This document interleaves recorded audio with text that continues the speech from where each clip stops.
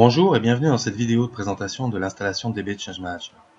Lors de celle-ci, nous allons voir quels sont les prérequis pour pouvoir utiliser DB Change Manager, où télécharger une version d'évaluation, comment paramétrer son installation ainsi que la licence, tester que la solution installée fonctionne en se connectant tout simplement sur une base de données, et on verra ensuite quelques liens utiles.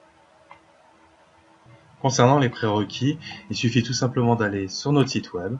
À partir de la page de DB Change Manager, on va pouvoir tout simplement trouver les spécifications techniques qui contiennent elles-mêmes les exigences système. On saura ainsi la mémoire nécessaire, l'espace disque, les systèmes d'exploitation qui vont être supportés, ainsi que les plateformes de base de données sur lesquelles on va pouvoir tout simplement se connecter.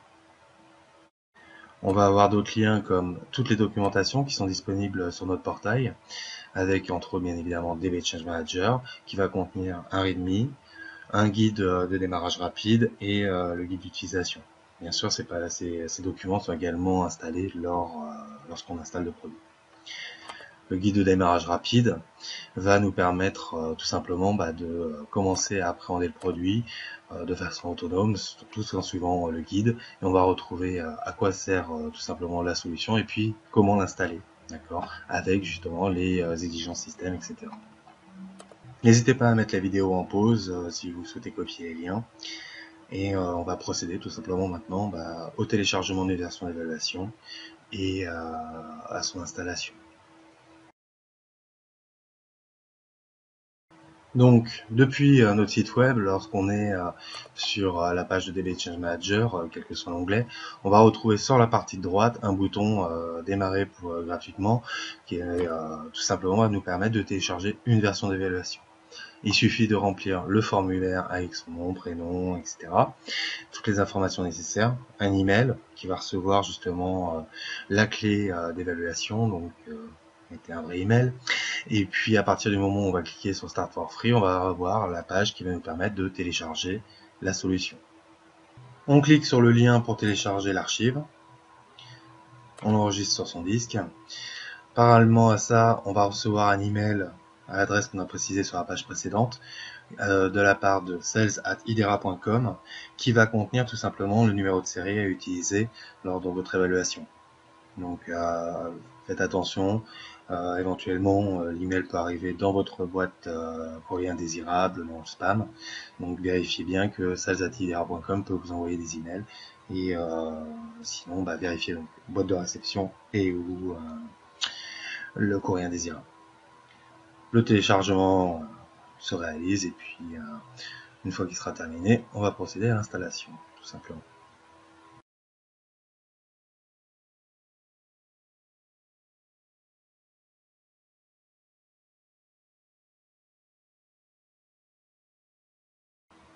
Le téléchargement est maintenant terminé. On va tout simplement procéder à l'extraction du programme d'installation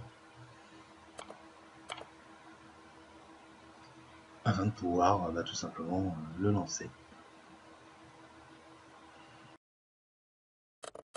Je double-clique tout simplement sur le programme d'installation. Je vais avoir besoin des droits d'administrateur bien sûr pour installer l'application. On peut lire bien évidemment les termes et conditions d'utilisation de la licence. Si on est d'accord, on va cocher la case, sinon on ne pourra pas procéder bien évidemment à l'installation. Au niveau des options, on va pouvoir choisir le chemin dans lequel on veut qu'ils s'installent, si on crée ou pas les icônes sur le bureau. Et à partir de là, donc avec mes droits d'installation, je vais procéder à l'installation de la solution.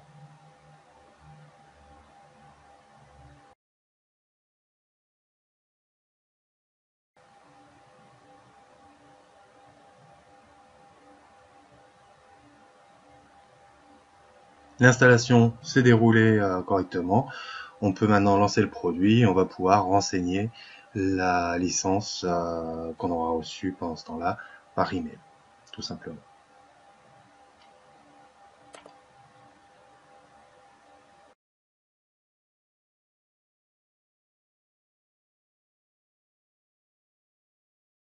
On va se laisser guider tout simplement avec l'assistant qui s'est ouvert pour l'enregistrement. On voit en haut qu'il y a un message qui nous spécifie qu'il faut rentrer donc un numéro de série. Le numéro de série, on l'a reçu donc par email tout à l'heure pendant qu'on était en train de faire le téléchargement. Là, on a un code en fait qui va correspondre à la machine sur laquelle je suis. Ce code va changer d'une machine à l'autre, donc attention, lorsque vous allez enregistrer une licence, elle va être enregistrée par rapport à cette machine. Et on va avoir également besoin d'un compte où on va donc spécifier son email ou son login ainsi que le mot de passe. Si vous n'avez pas encore de compte chez nous, vous pouvez tout simplement cliquer sur le lien « J'ai besoin de créer un compte » en renseignant les différentes informations à ce niveau-là. Là, donc vous aurez votre login que vous avez spécifié ainsi que les champs pour paramétrer le mot de passe afin de tout simplement pouvoir créer votre compte. Si vous avez déjà un compte, vous pouvez l'utiliser. Si vous ne vous rappelez plus du mot de passe, vous avez un autre lien qui lui vous permet tout simplement d'aller spécifier votre compte et donc du coup de recevoir un mail pour réinitialiser votre mot de passe. Et également, si par exemple dans votre entreprise vous utilisez un proxy, etc., vous ne pouvez pas vous connecter directement, c'est-à-dire que Change Manager va pas pouvoir lui aller sur Internet parce que vous avez des proxys, des firewalls, etc. Vous avez la possibilité donc de télécharger un fichier de licence et donc d'aller tout simplement le spécifier à ce niveau-là. Donc là, si je rentre login mot de passe, je vais pouvoir, donc comme j'ai dit, directement m'enregistrer. Et si ça marche pas, on a la possibilité, donc comme je disais, de pouvoir récupérer le lien par rapport à cet enregistrement. Je peux copier l'URL, aller sur ma machine qui est Internet ou utiliser mon navigateur qui lui a les paramètres pour le proxy. Et à partir de là, donc, je mets ce lien et automatiquement, je vais pareil devoir spécifier mon compte que j'avais préalablement créé, donc ou alors pareil, j'ai encore les liens pour pouvoir en créer un, et en spécifiant donc tout simplement mon nom d'utilisateur, mon mot de passe, je vais pouvoir derrière récupérer mon fichier de licence. D'accord, je vais soit le récupérer en le téléchargeant directement, soit au contraire me le faire envoyer sur une adresse mail. Je l'enregistre, enregistrer, et à partir de là, donc, on regarde, j'ai récupéré un fichier texte. Je prends la deuxième option cette fois, d'accord, je fais parcourir, je vais aller dans mes téléchargements, récupérer mon fichier texte et je vais importer mon fichier de licence. Lorsque tout se passe bien, automatiquement, je vais avoir le programme qui va se lancer pour la première fois. D'accord. On a un assistant qui va nous permettre de nous poser des questions pour savoir qu'est-ce qu'on veut faire, pour nous orienter tout simplement et nous aider à faire ce qu'il faut. Okay. Directement. Il ne nous reste plus après que donc on va aller tout simplement aller tester qu'on peut se connecter avec le produit et puis l'installation sera terminée. Voilà. Pour se connecter à une base de données, rien de plus simple, il suffit d'ajouter des sources de données. On peut, à partir de l'explorateur de sources de données, faire un clic droit, cliquer sur Register.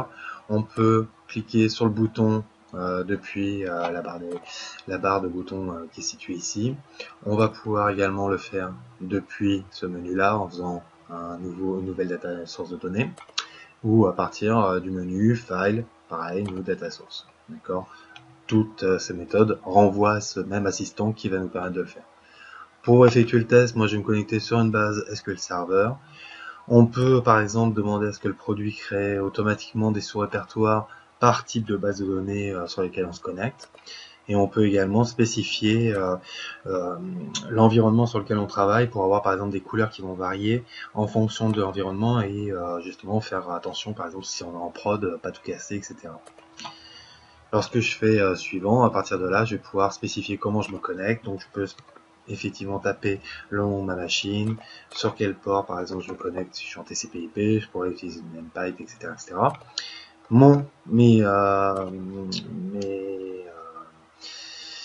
Mes informations de connexion également vont être nécessaires pour pouvoir se connecter. Donc là, je vais taper l'utilisateur, le mot de passe et je vais pouvoir cliquer sur un bouton test connexion. Et si tout se passe bien, on va avoir la connexion qui a été un succès. D'accord. Si on fait suivant, on peut effectivement choisir différents types de drivers, des paramétrer comme on le souhaite. Et lorsque je clique sur terminer, Donc j'avais coché pour le répertoire, il m'a créé automatiquement un répertoire Microsoft SQL Server dans lequel il a été me mettre ma nouvelle source de données. Ensuite, je vais pouvoir, par exemple, tout simplement aller me connecter sur ma base de données et à partir de là, je vais pouvoir effectivement visualiser mes objets, etc. Et surtout, vu qu'on est sur DB Change Manager, pouvoir lancer des jobs pour créer des archives, des schémas, pouvoir créer des jobs, on va replier là, pour comparer des données et également sur la configuration de la base de données. D'accord ? Créer un nouveau. Et là, je vais avoir son assistant qui va être dédié, où je vais spécifier un nom, sur comment je me connecte. Donc là, on voit quelle propriété je veux récupérer, les différentes options, si je veux être notifié de façon automatique. Et puis, il me suffit juste de l'exécuter et automatiquement, il a bien été récupéré les différentes valeurs de mon serveur. Donc, DB Change Manager fonctionne parfaitement. L'installation est terminée. On a vu que le produit fonctionnait. Donc, pour rappel, au niveau des ressources disponibles directement depuis Internet, vous avez le site web avec la documentation, ainsi que, bien évidemment, la page d'accueil de DB Change Manager sur le site principal d'IDERA. Et bien sûr, comme ressource, vous avez nous. N'hésitez pas à nous contacter. Nous ferons un plaisir de vous aider lors de vos évaluations. Et également, n'hésitez pas à regarder les autres vidéos disponibles sur IR Studio, DB Artisan, etc. Merci et à bientôt.